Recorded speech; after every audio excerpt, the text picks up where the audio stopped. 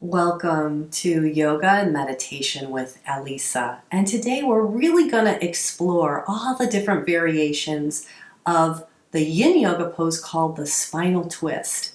So meet me back at the mat with your props and let's get to it.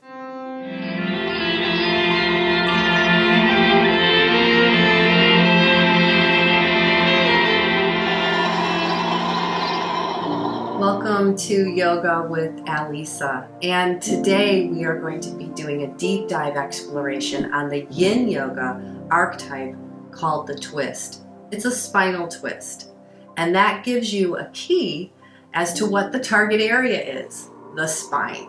So the vertebral column of the spine, the spinal column, the vertebra, the ligaments, the discs, everything in the spine, including the muscles in the back. And another muscle group that is a target area that will be benefited by the twist is going to be the obliques. The obliques are what many people refer to as the waist, but they wrap around from the back to the abdominal muscle group. So that's the area that we're going to be focusing on, and we're going to do it laying down on our back. So the first way that we're going to do it is with a neutral spine. So by doing that, I'm going to lay on my back, and this is a neutral spine. My spine is relatively straight as a spine can be, because no spine is straight, no bone is straight, right? But in order to do this from a neutral spine, I'm going to just start, of course, with, as I have been doing in this series of deep dives, I'm taking my right leg, I'm bending it and tucking it in, and then I'm going to cross it over the body and let it cross towards the floor. Simultaneously, I'm letting my ribs twist in the opposite direction. I'm using my wall here. It's a nice extra prop, but you don't have to have the wall. You could also put your hand behind your head. And my left hand is on my thigh. So what's happening here is that my pelvis is twisting in one direction and my torso is twisting in the other. It's being done from a neutral position. If you notice, my knee isn't on the floor, it's far from it, but I'm still getting an awesome spinal twist. I'm going to come out of it gently and gracefully, because that's what we do when we come out of a spinal twist. They're just so deep and delicious that you don't move fast. You transition with respect and grace.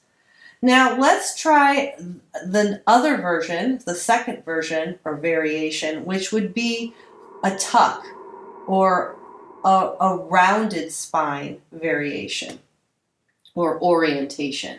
So you could take both of your legs and tuck them into your chest, and from that place drop them over towards the left. And now I'm in a tucked spine position. And for me, this is a deeper stretch. Again, my legs are going in one direction and my arm on the right side is really helping me twist my torso in the opposite direction. And the rounded spine allows you to have a deeper stretch. I could also cross my legs over and lift my feet off the ground and do that same. It's still a tuck. This is called twisted roots variation. And my left hand and arm is holding down my thigh.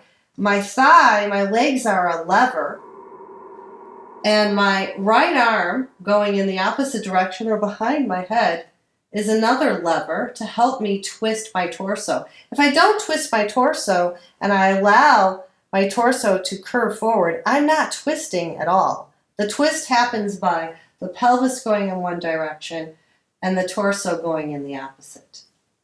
I'm going to gracefully come out of that.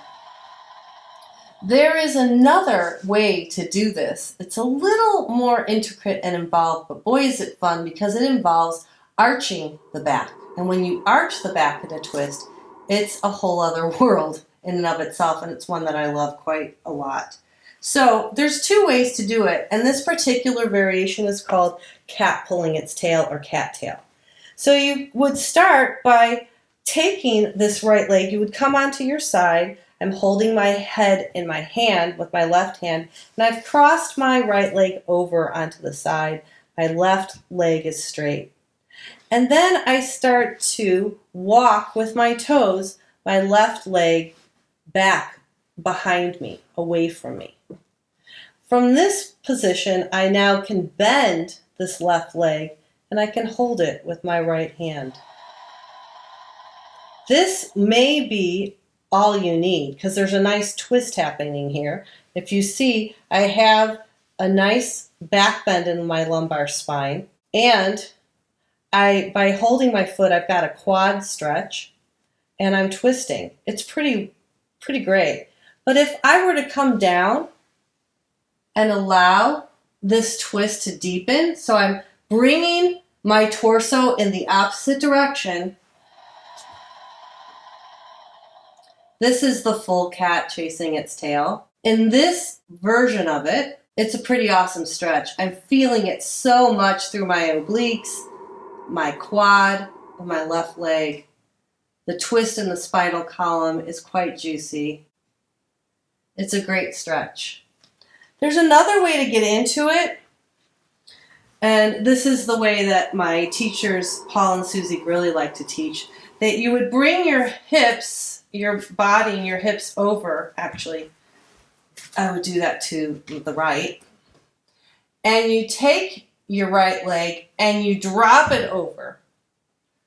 You grab your leg and there you are. You're already in cat's tail.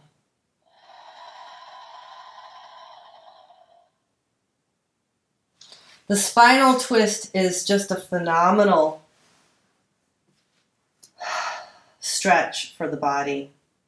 And you always give yourself a moment before you come out of a spinal twist because it's so invigorating. I can really feel a deep shift in my body. I'm going to hug my knees in and rock my way up. So, spinal twists. Wow, what a great posture to do a deep dive on. So when you do a spinal twist, you can do it from the neutral spine, from a tucked spine, or a back bending spine. All three of those ways and methods are wonderful. It may depend on what you're interested in doing. So the next time you're in a Yin Yoga class and the teacher says that you're going to do a spinal twist, decide which one is best for your body. Which one do you want to feel?